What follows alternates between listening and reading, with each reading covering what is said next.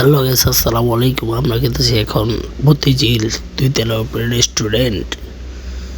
এখন ভাইয়া উঠতেছে, উঠতে তারপর বলল আসুন ভাইয়া এটি দেখান কি কি পাওয়া যায় রেস্টুরেন্টে। তারপর ভাইয়া দেখাইলো, বড় ভাই চাইনিজের মোটামুটি এই রেস্টুরেন্টে সবই পাওয়া যায়। তারপর ভাইয়া দেখায় দিল, দেখা দেওয়ার পর আমরা উপর দিকে উঠলাম। উঠে তারপরে রেস্টুরেন্টে একটু ঘোরাঘুরি করলাম, ঘোরাঘুরি করে বসলাম।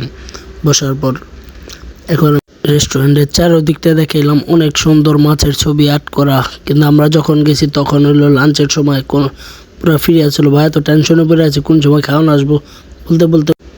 বলতে অবশেষে আমাদের খাবার এসে বললো, বাইরে বললাম খাবারটা কেমন ছিল। ভাই খেয়ে বললো খুব টেস্ট।